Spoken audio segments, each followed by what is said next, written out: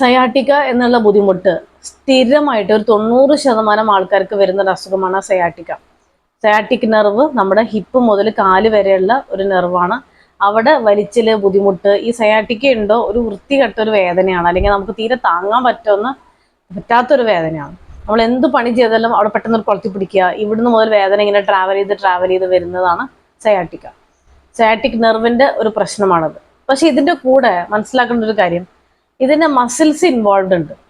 ഈ പ്രശ്നത്തിന് ഇൻവോൾവ് ആവുന്ന മസിൽസ് ഏതൊക്കെയാണ് എന്നുള്ളത് നമ്മൾ അറിഞ്ഞിരിക്കേണ്ടത് വളരെ ഇമ്പോർട്ടൻ്റ് ആണ്. അത് ഒരു ഡോക്ടർ ആയിക്കോട്ടെ, ഒരു പേഷ്യൻ്റ് ആയിക്കോട്ടെ, നമ്മളൊക്കെ അറിഞ്ഞിരിക്കണം ഈ ഒരു അസുഖത്തിന് എന്തൊക്കെ മസിൽസ് ആണ് ഇൻവോൾവ്. സത്യം പറഞ്ഞാൽ ഇതിൽ 4-5 മസിൽസ് ഒക്കെ ഇൻവോൾവ് ആണ്. പക്ഷെ ഞാനത് രണ്ടാക്കിയിട്ട് തിരിക്കുകയാണ്. 2. Okay, piriformis muscles and gluteus muscles. അതായത് ഗ്ലൂട്ടിയസ് എന്ന് പറഞ്ഞാൽ തന്നെ അതിൻ്റെ അണ്ടറിൽ തന്നെ 3-4 മസിൽസ് വരുന്നുണ്ട്. ഓക്കെ, ഈ പിക്ചറിൽ വളരെ ക്ലിയർ ആയിട്ട് കാണാം എത്ര മസിൽസ് ആണ് ഇതിൽ ഇൻവോൾവ് എന്നുള്ളത്. പിരിഫോം മസിൽസ് അതിൽ കാണാം, വളരെ കൃത്യമായിട്ട് അതിൽ പറഞ്ഞിട്ടുണ്ട്. അതേമാതിരി സയാറ്റിക് നെർവ് അതിൻ്റെ ഇടയിൽ കൂടെ പോകുന്നുണ്ട്. അപ്പുറത്ത് ഈ ഗ്ലൂട്ടിയസ് മാക്സിമസ്, ഇങ്ങനെ പല മസിൽസും അതിൽ പോകുന്നുണ്ട്. ഈ എല്ലാ മസിൽസും കംപ്രസ്ഡ് ആവുമ്പോഴാണ് ഈ പറയുന്ന സയാറ്റിക് നെർവ് കംപ്രസ്ഡ് ആവണം. അപ്പോഴാണ് ഈ ബുദ്ധിമുട്ടുകൾ വരുന്നത്. അപ്പോൾ നമ്മൾ ചികിത്സയിലൂടെ നമ്മൾ എന്താ ചെയ്യുക? ബേസിക്കലി നമ്മുടെ ഇപ്പോൾ ഇങ്ങനെ ആവുന്ന ഒരു സാധനത്തിന്, അല്ലെങ്കിൽ ഇങ്ങനെ ആവുന്ന ഒരു മസിൽസിന് നമ്മൾ ഇങ്ങനെ ചെയ്ത് അത് നേരെ ആക്കുകയാണ്. അപ്പം ഞാനത് കാണിക്കുമ്പോൾ നിങ്ങൾക്ക് ഈസി ആയിട്ട് തോന്നും. പക്ഷെ നമ്മുടെ ശരീരമായതുകൊണ്ടും നമ്മുടെ ശരീരത്തിലെ മസിലായാലും ബോണായാലും ലിഗമെന്റ് എന്ത് സാധനമാണെങ്കിലും നമ്മൾ വിചാരിക്കുന്നതിനെക്കാട്ടും ശക്തി ഓൾറെഡി നമ്മുടെ ശരീരത്തിനുണ്ട്. പല ആൾക്കാരും ഈ പറഞ്ഞ ഒരു ദിവസം കൊണ്ടോ 2 ദിവസം കൊണ്ടോ മാറാവുന്ന ഒരു പ്രശ്നമല്ലത്. നമുക്കൊരു വ്യത്യാസം കാണാൻ പറ്റും. ഒരു 2-3 ദിവസം കൊണ്ട് നമുക്ക് നല്ല ഡിഫറൻസ് ഫീൽ ചെയ്യാൻ പറ്റും. ഓക്കെ, അപ്പോൾ അത് സമയമെടുത്ത് ചെയ്യേണ്ടതാണ്. അതുകൊണ്ടാണ് ആയുർവേദത്തിൽ നമ്മൾ ഇങ്ങനെയാണ് ചെയ്യുന്നത്. അതിനെ നമ്മൾ പതുക്കെ ഇങ്ങനെ ആവുന്ന ഒരു സാധനത്തിനെ വലിച്ചു നീട്ടിയായി അതിൻ്റെ കൂടെ നീര് കുറയണം, അതിൻ്റെ കൂടെ അവിടെ രക്തോട്ടം ഉണ്ടാവണം.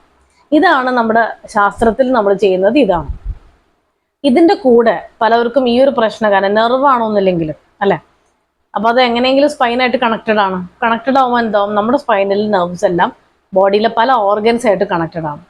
അപ്പോൾ ചിലവർക്ക് ഉറക്കമുണ്ടാവില്ല, ഒബ്വിയസ്ലി ഉറക്കമുണ്ടാവില്ല, വീട്ടിൽ ചെരുപ്പിട്ട് നടക്കുന്നുണ്ടാവില്ല, വയറിന് ചിലപ്പോൾ ഭക്ഷണം കഴിക്കാൻ തോന്നില്ല, ഇങ്ങനെ പല ഇഷ്യൂസും കണക്റ്റഡ് ആണ്. അങ്ങനെയാണ് നമ്മൾ അവർക്ക് അതിൻ്റെയും കൂടി മരുന്ന് കൊടുക്കണം. പിന്നെ പ്രധാനപ്പെട്ട ഒരു കാര്യം, ഇങ്ങനെ എന്തെങ്കിലും ഒരു ഇഷ്യൂ വന്നു കഴിഞ്ഞാൽ 2 സാധനങ്ങൾ വളരെ ഇമ്പോർട്ടൻ്റ് ആണ് ശരീരത്തിന്. ഒന്ന് വിറ്റമിൻ B12, മറ്റൊന്ന് മഗ്നീഷ്യം.